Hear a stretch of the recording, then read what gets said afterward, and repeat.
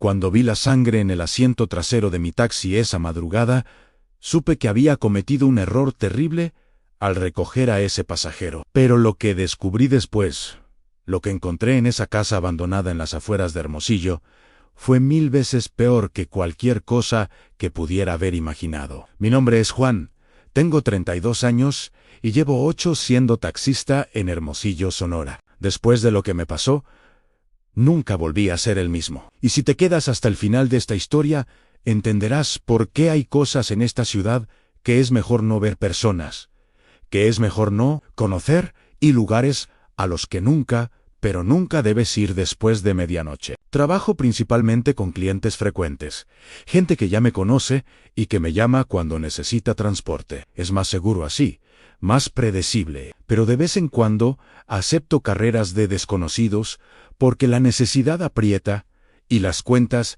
no se pagan solas. Tengo 2 hijas, Sofía de 9 años y Andrea de 6. Son mi vida entera, la razón por la que me levanto cada mañana y salgo a las calles a buscarme la vida. Mi esposa Teresa trabaja limpiando casas, y entre los dos apenas juntamos para pagar la renta, la comida, la escuela de las niñas. No nos sobra nada, pero tampoco nos falta lo esencial, o al menos, eso creía antes de aquella noche. Era un viernes de octubre, cerca de las 11:30 de la noche. Ya había tenido un día largo, había hecho como 12 carreras y estaba cansado, con ganas de llegar a casa, darme una ducha y acostarme. Iba manejando por el centro, por la calle Cerdán, cuando las vi, 2 figuras paradas bajo un poste de luz que parpadeaba, haciéndome la parada. Eran 2 hombres jóvenes, vestidos completamente de negro. Algo en mi instinto me dijo que siguiera de largo, que no me detuviera, que ya era muy tarde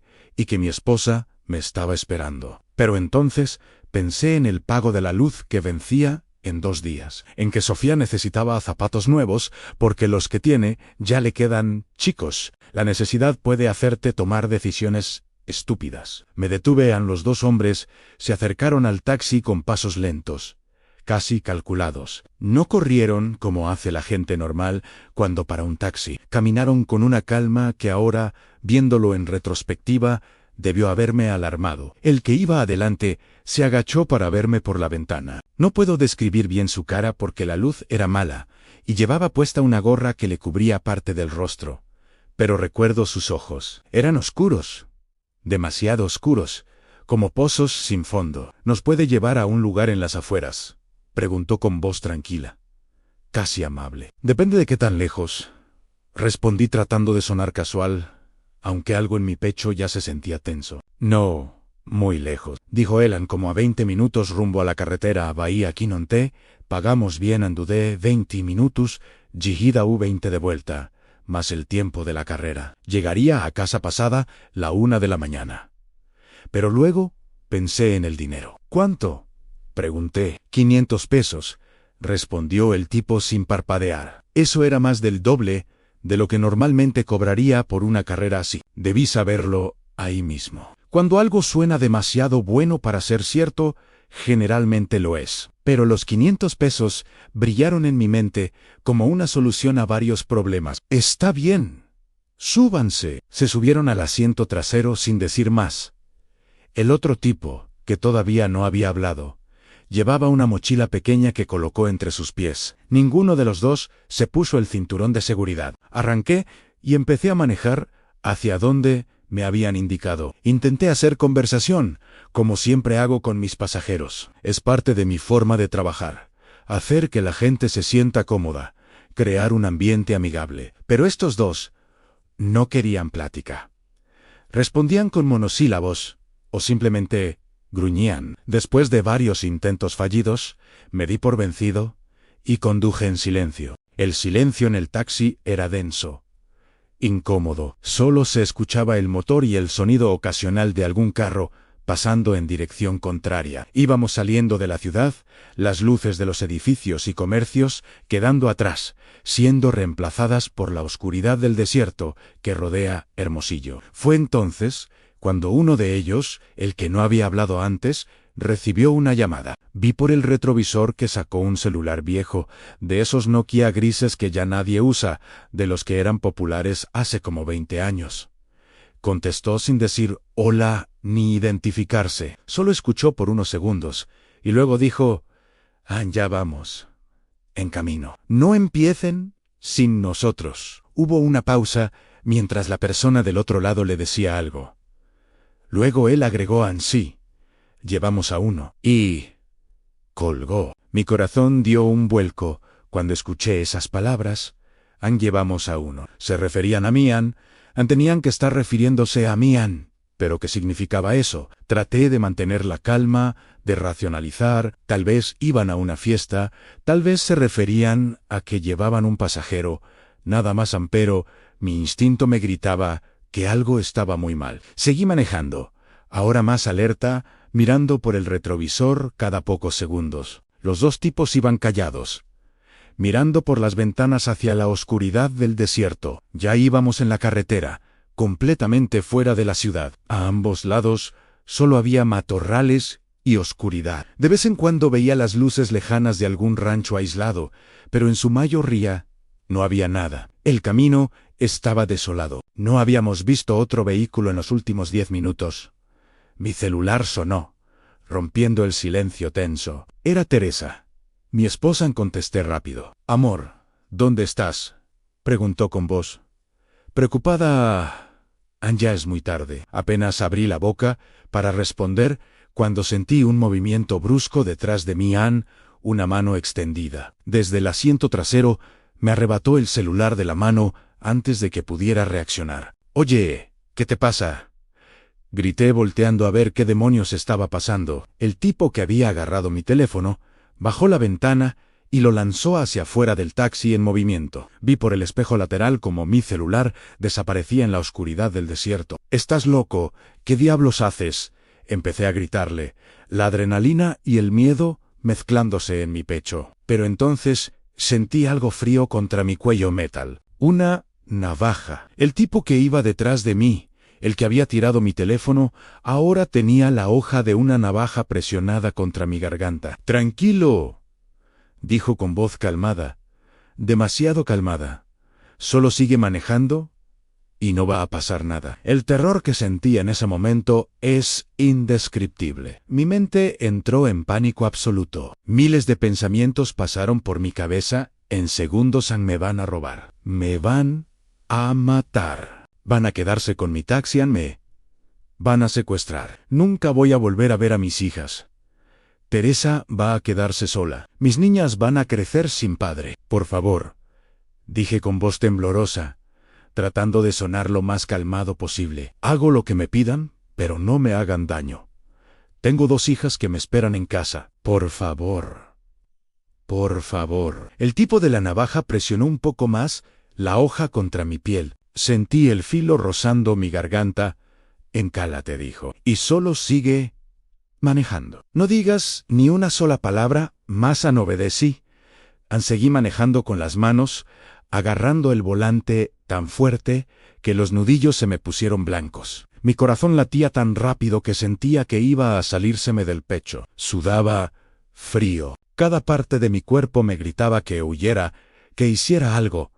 Pero la navaja en mi cuello me mantenía inmóvil, siguiendo sus instrucciones. Sigue por aquí, dijo uno de ellos señalando hacia adelante. Seguí por la carretera, como me ordenaron. Unos 5 minutos después, me dijeron Anaí, da vuelta a la izquierda. Miré hacia donde señalaban. Era un camino de terracería que se adentraba en el desierto entre mezquites y nopales. No había ninguna señal, ninguna indicación de que hubiera algo ahí. Era solo un camino de tierra que desaparecía en la oscuridad. No, pensé, si entro ahí estoy muerto. Nadie va a encontrarme. Pero la navaja seguía en mi cuello y no tenía opción. Giré el volante y entré al camino de terracería. El taxi empezó a sacudirse por lo irregular del camino. Las ramas de los arbustos raspaban los costados del carro. Seguí manejando durante lo que pareció una eternidad, pero probablemente fueron solo unos 10 minutos. Y entonces la vi una casa, o lo que quedaba de una. Era una construcción de 3 pisos, pero estaba completamente abandonada. Las paredes estaban descascaradas, sucias, llenas de grafitis. No tenía puertas ni ventanas. solo huecos negros como ojos vacíos mirando hacia la noche. Algo en esa casa emanaba maldad pura. Podía sentirlo incluso desde el taxi. Un escalofrío me recorrió la espalda. «Apaga el motor», me ordenó uno de ellos. Obedecí con manos temblorosas. El silencio del desierto nos envolvió, roto solo por el tic-tic del motor enfriándose. «Bájate», dijo el de la navaja despacio. Abrí la puerta y bajé del taxi. Mis piernas apenas me sostenían. Los dos tipos bajaron también. Uno a cada lado de mí. Ahora podía verlos un poco mejor bajo la luz de luna. Eran jóvenes, tal vez de 25 o 27 años. Uno era más alto y delgado, el otro más bajo pero más fornido. Ambos con esa mirada vacía que da el que ya no le importa nada. «Camina», me ordenaron empujándome hacia la casa. Mis pies se movían casi por voluntad propia, porque mi mente estaba paralizada de terror. «¿Qué me van a hacer?», logré preguntar con voz quebrada.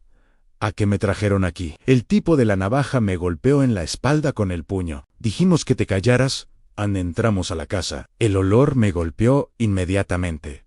Era un olor pútrido, dulzón, nauseabundo, olor a muerte, a descomposición. Me dieron ganas de vomitar, pero me aguanté. Había basura por todas partes, ratas corriendo entre los escombros. Las paredes estaban cubiertas de moho, y había manchas oscuras en el piso que preferí no identificar. Subimos unas escaleras destrozadas hacia el segundo piso. Casi me caigo 2 veces porque los escalones estaban rotos y no se veía nada. Solo la luz de luna, entrando por los huecos de las ventanas, nos iluminaba vagamente. Cuando llegamos al tercer piso, vi algo que hizo que mi sangre se congelara. Había gente ahí, como 10 o 12 personas, todas vestidas de negro, todas con capas o sudaderas con capucha puestas. Tenían una fogata pequeña encendida en medio del cuarto y la luz naranja de las llamas proyectaba sombras danzantes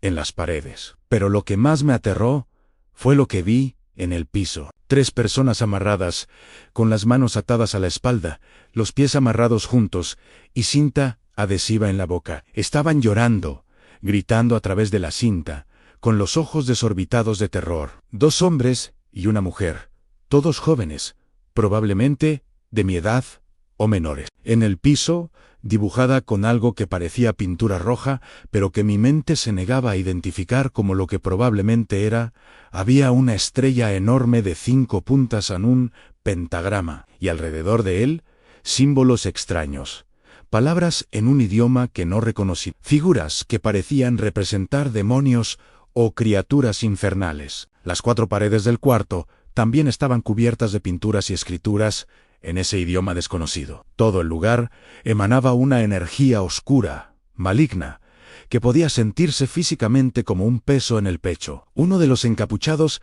se acercó a mis captores. «¿Solo trajeron a uno?», preguntó con voz grave, claramente molesto. El tipo de la navaja bajó la cabeza. «Sí. Perdón, no pudimos conseguir a nadie más.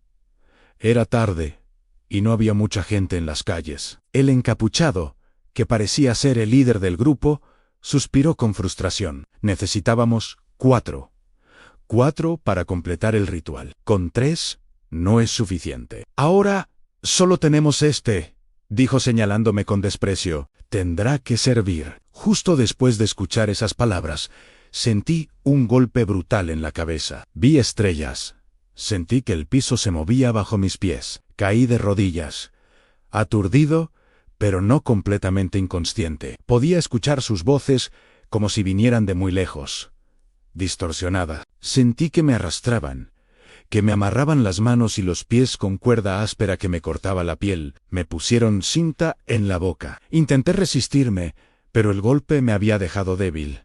Confundido, me colocaron en el piso junto a las otras víctimas, dentro del pentagrama. Estaba empezando a perder la conciencia cuando sentí una bofetada fuerte en la cara. «Despierta», dijo una voz. «Los necesitamos despiertos. Tiene que estar consciente para que funcione». Parpadeé, tratando de enfocar la vista. Mi cabeza pulsaba de dolor donde me habían golpeado. Podía sentir algo caliente bajando por mi sien, Sangre probablemente. Los encapuchados empezaron a formar un círculo alrededor de nosotros. Éramos 4 víctimas ahora, 4 sacrificios para lo que sea que estuvieran planeando. A mi lado estaba un hombre de unos 30 años, llorando incontrolablemente. Del otro lado, una chica que no debía tener más de 20 años, con los ojos cerrados, moviendo los labios como si estuviera rezando. Y más allá, otro hombre mayor, tal vez de 45, que me miraba con una expresión que decía lo mismo que yo sentía: vamos a morir aquí. El líder del grupo levantó las manos. Y todos los demás hicieron silencio. Comenzó a recitar algo en ese idioma extraño. Palabras guturales que sonaban antiguas, malignas. Los demás empezaron a repetir después de él, creando un coro espeluznante que hacía eco en las paredes vacías. El sonido era hipnótico, aterrador, como si las palabras mismas tuvieran poder. Mientras cantaban, 2 de ellos sacaron cuchillos. No eran navajas normales, sino dagas ceremoniales con mangos tallados y hojas brillantes que reflejaban la luz de la fogata. Se acercaron a nosotros. El pánico absoluto me invadió. Empecé a forcejear contra las cuerdas, pero estaban demasiado apretadas. Grité contra la cinta en mi boca, pero solo salieron sonidos ahogados. Los otros 3 también empezaron a forcejear desesperadamente, pero era inútil. Los tipos con los cuchillos se arrodillaron junto a nosotros, y entonces comenzaron a cortarnos. No eran cortes profundos, no nos estaban matando todavía, eran cortes pequeños pero dolorosos en los brazos, en las piernas, en el pecho. Sangre empezó a brotar de las heridas, caliente, empapando mi ropa. El dolor era intenso, pero lo que más me aterraba era no saber qué venía después. ¿Por qué nos estaban cortando? ¿Para qué necesitaban nuestra sangre? Los encapuchados mojaron sus dedos en nuestra sangre, la sangre de las 4 víctimas, y empezaron a pintarse con ella. Se dibujaban símbolos en la cara, en la frente, en las mejillas. Algunos se pintaron en el pecho después de quitarse las camisas. Los símbolos parecían runas antiguas, marcas que probablemente tenían algún significado en su ritual satánico. Todo el tiempo seguían cantando, repitiendo esas palabras horribles que hacían que el aire mismo se sintiera pesado, cargado de algo oscuro. Yo temblaba incontrolablemente, no solo de miedo sino de frío también, porque había perdido bastante sangre. Mi visión empezaba a volverse borrosa en los bordes. La chica, a mi lado de repente, dejó de moverse. Sus ojos se pusieron en blanco y se desmayó. Uno de los encapuchados se acercó a ella y le dio palmadas en la cara, tratando de despertarla. «Despierta, maldita sea», gruñó. «Tiene que estar consciente». Pero la chica no respondía. Estaba completamente inconsciente, su cuerpo flácido. El líder se acercó a ver qué pasaba, la evaluó por un momento y luego hizo un gesto con la mano. «Ya no sirve», dijo con frialdad. 2 de los encapuchados agarraron a la chica por los brazos y los pies, y entonces, sin ninguna ceremonia, sin ninguna piedad, la arrastraron hacia uno de los huecos donde debería haber estado una ventana, y la lanzaron. La tiraron por la ventana del 3er piso como si fuera basura. Escuché su cuerpo golpear el suelo abajo con un sonido sordo, horrible, que nunca olvidaré. Los otros 2 cautivos y yo gritamos contra nuestras mordazas, horrorizados. Lágrimas corrían por mi cara. Esa pobre muchacha. La habían matado así nomás, sin pensarlo 2 veces, solo porque se desmayó. Y nosotros 3 éramos los siguientes. El ritual continuó. Los encapuchados terminaron de pintarse con nuestra sangre, y entonces todos se quedaron en silencio absoluto. El líder levantó las manos hacia el techo. Comenzó a recitar algo diferente. Palabras que sonaban como una invocación, como si estuviera llamando a algo. Y entonces empezaron los sonidos de afuera. Al principio pensé que eran animales. Aullidos, gruñidos, sonidos que podrían ser de coyotes o perros salvajes. Pero luego los sonidos cambiaron. Se volvieron más fuertes, más extraños. Eran chillidos que ningún animal de este mundo podría hacer. Sonidos que hacían que cada vello de mi cuerpo se erizara. Algo estaba afuera. Al algo había respondido a su llamado. Los encapuchados empezaron a reír. Estaban emocionados, casi eufóricos. «Lo logramos», decían unos a otros. «Está aquí. Él está aquí». Yo no sabía que habían invocado y no quería saberlo. Solo quería que esto terminara de una vez, que me mataran rápido, en lugar de prolongar esta agonía. Los sonidos afuera continuaron por lo que pareció una eternidad, pero probablemente fueron solo 1 o 2 minutos. Y luego se detuvieron abruptamente. El silencio que siguió fue, de alguna manera, peor. Era un silencio pesado, expectante, como si algo estuviera esperando del otro lado de esas paredes. El líder sonrió ampliamente. «Es hora», dijo. Los demás encapuchados sacaron más cuchillos, más armas cortantes. Se acercaron a nosotros tres. Los últimos sacrificios. Cerré los ojos con fuerza. Pensé en Teresa, en Sofía, en Andrea. Pensé en que nunca las volvería a ver, que crecerían sin mí, que Teresa tendría que explicarles que su papá simplemente desapareció una noche y nunca regresó. Pensé en todos los momentos que me perdería, los cumpleaños, las graduaciones, sus bodas. Algún día, lágrimas corrían por mi cara mientras esperaba sentir el cuchillo cortando mi garganta. Pero entonces escuché algo más, un sonido diferente, motor de vehículo y voces. «Esperen», dijo uno de los encapuchados que estaba cerca de una ventana. «Hay luces en un auto se acerca». Todos corrieron hacia las ventanas para ver. «Maldición», dijo el líder. «¿Quiénes son?» «Todos agarren sus armas.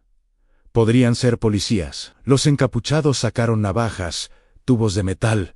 Uno incluso tenía lo que parecía una pistola. Salieron corriendo del cuarto hacia las escaleras, dejándonos a nosotros tres amarrados en el piso. Escuché gritos afuera.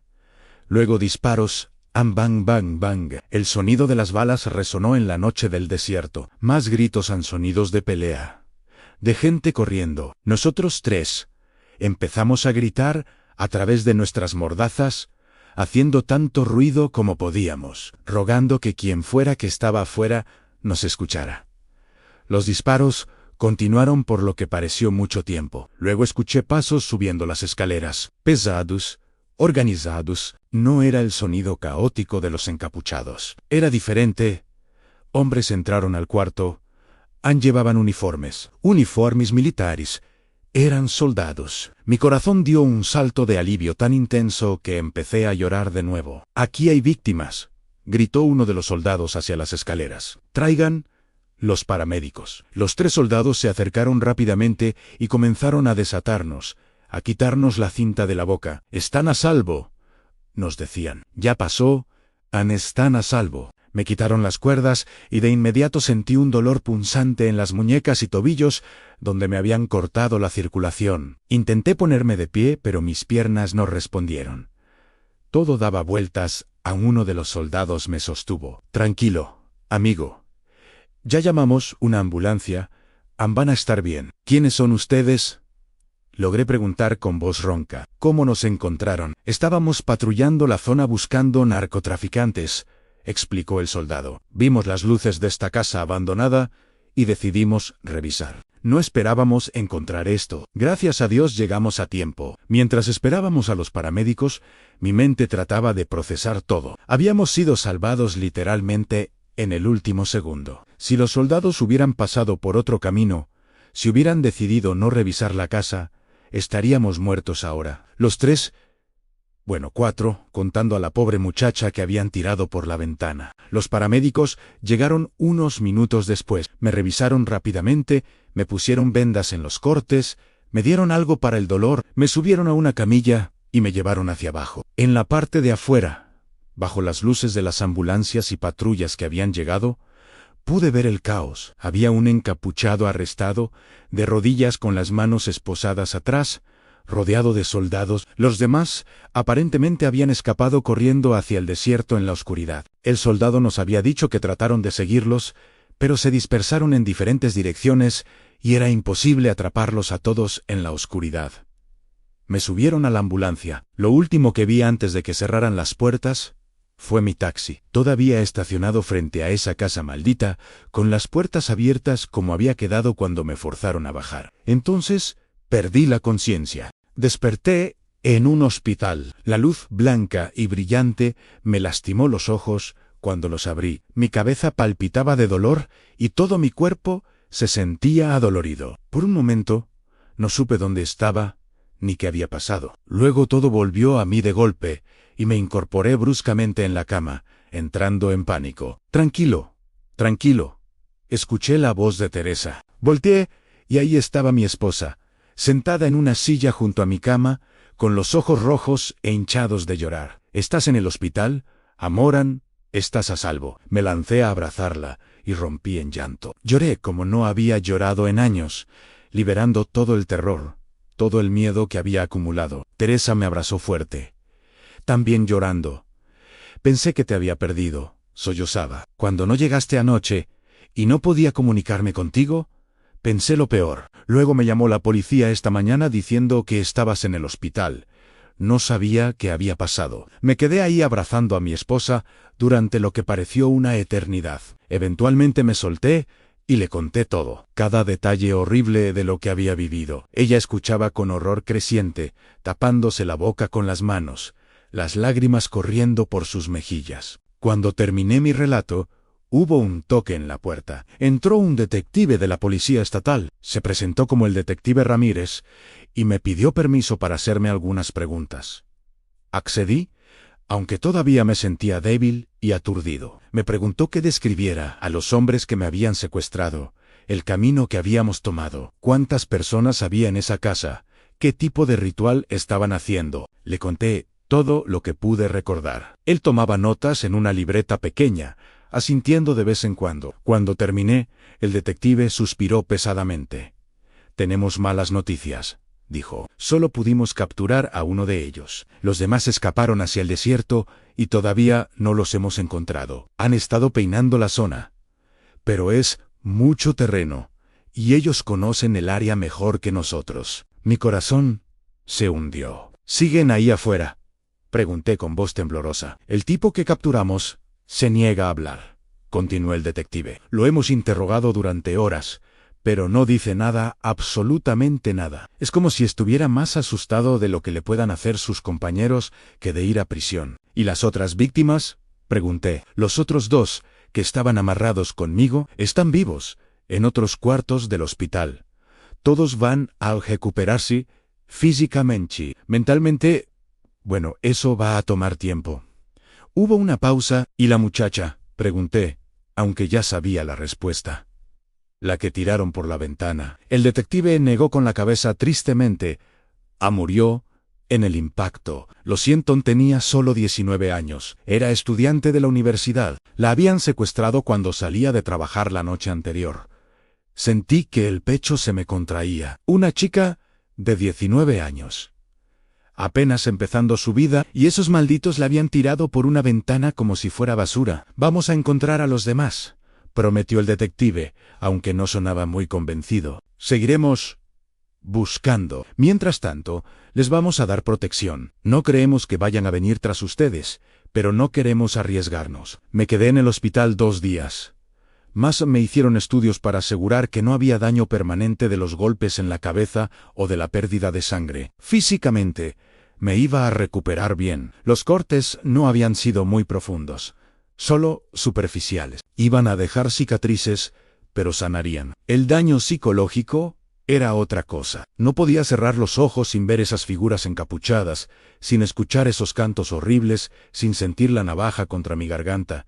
Tenía pesadillas constantes. Me despertaba gritando en medio de la noche. Los doctores dijeron que tenía estrés postraumático severo y me recomendaron terapia. Cuando finalmente me dieron de alta, Teresa vino por mí. Manejó ella porque yo no podía ni ver un carro sin que me diera un ataque de pánico. Llegamos a casa y mis hijas corrieron a abrazarme.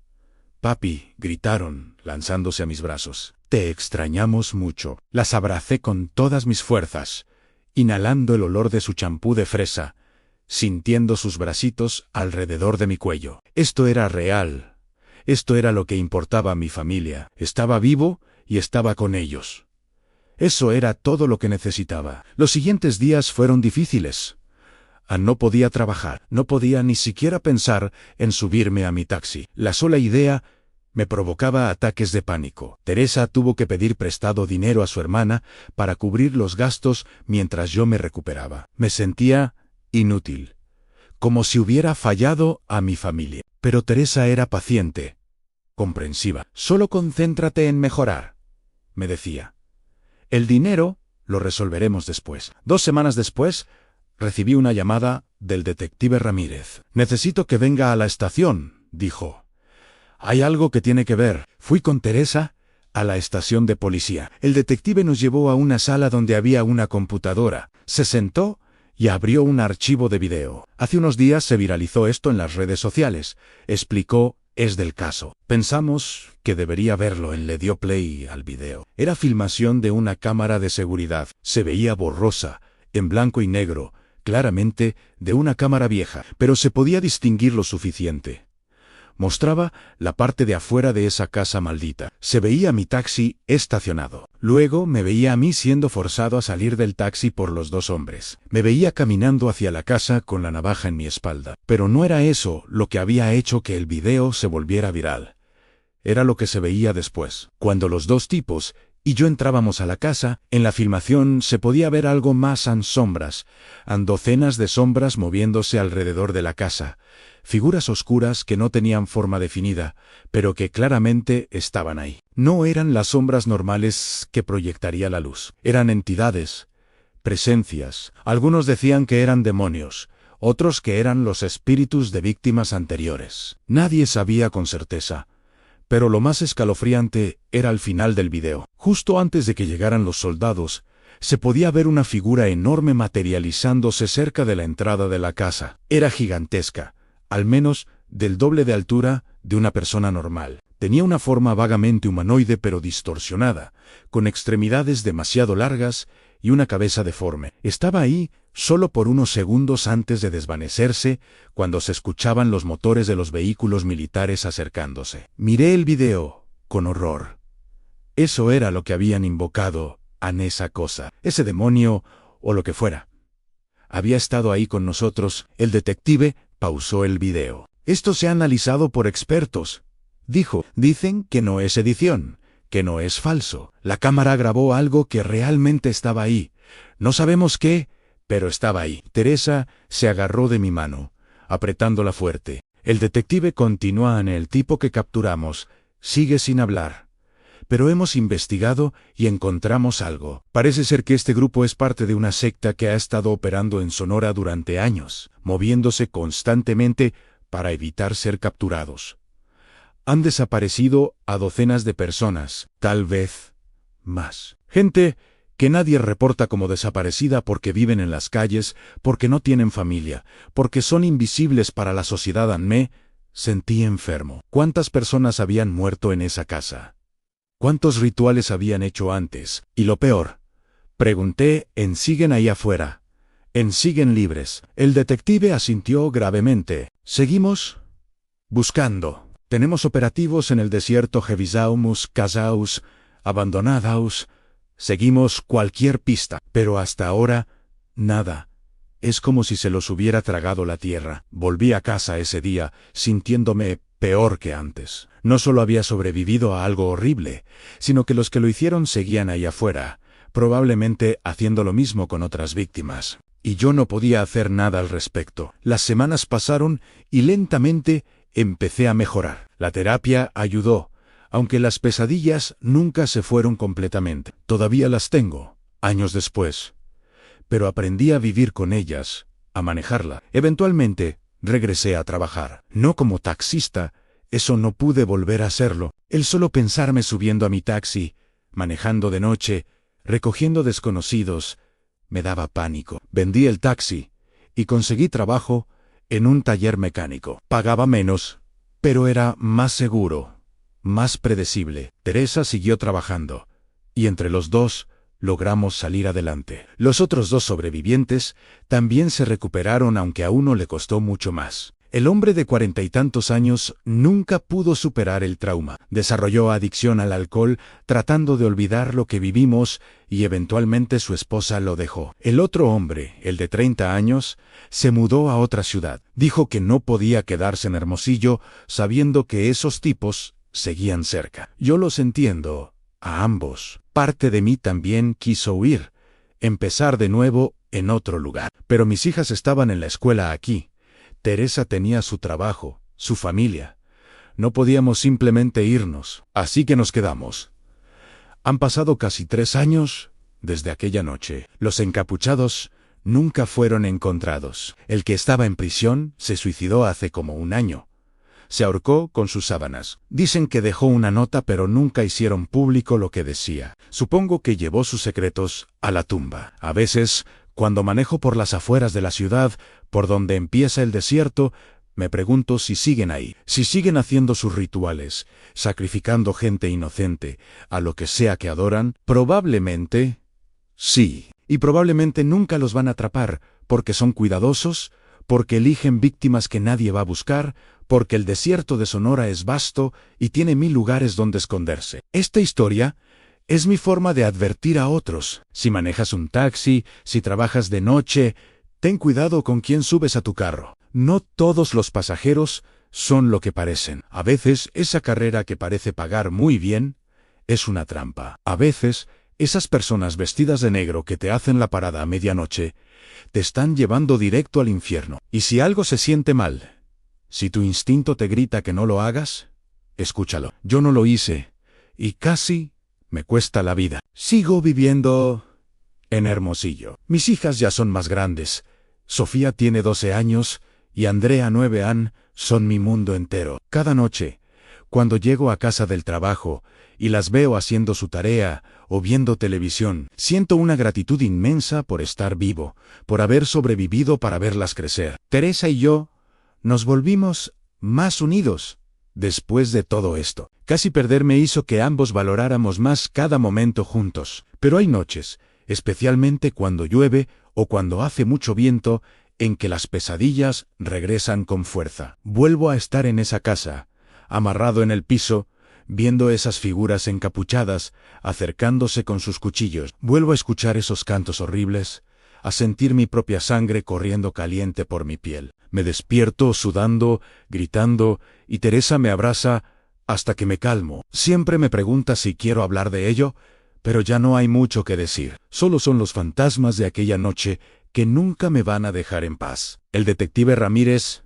me llamó hace unos 6 meses. Encontraron otra casa en el desierto, me dijo, con las mismas marcas en las paredes, el mismo pentagrama dibujado en el piso. Había restos humanos, muchos restos. Están tratando de identificarlos, pero van a tardar años. Esa secta sigue operando, Juanán, y no podemos detenerlos. Le pregunté si había alguna forma de ayudar, de hacer algo, pero él me dijo que lo mejor que podía hacer era mantenerme alerta, cuidar a mi familia y reportar cualquier cosa sospechosa. No es mucho, pero es algo. Así que eso hago. Vivo mi vida, cuido a mis hijas, trabajo honestamente, pero siempre estoy alerta. Siempre miro por encima del hombro, porque sé que están ahí afuera, a los encapuchados. La secta, siguen haciendo sus rituales satánicos, siguen desapareciendo gente, siguen invocando lo que sea que invocaron aquella noche. Y mientras el desierto sea tan vasto, y las víctimas sean gente que nadie busca, van a seguir salirse con la suya. Esta es mi historia, la historia de cómo una simple carrera de taxi se convirtió en la peor pesadilla de mi vida. La cuento no para asustar, sino para advertir, para que otros taxistas, otros choferes de Uber, otros trabajadores nocturnos, sepan que hay peligros reales ahí afuera, que no todo el mundo es bueno, que hay maldad pura caminando entre nosotros, disfrazada de pasajeros normales, esperando el momento perfecto para atacar. Si algo se siente mal, confía en tu instinto. Mejor perder una carrera que perder la vida. Dale like si esta historia te hizo pensar 2 veces antes de recoger desconocidos en la noche. Suscríbete al canal para más historias reales de terror. Y compártela con alguien que trabaje de taxista o Uberán. Puede que algún día esta advertencia le salve la vida.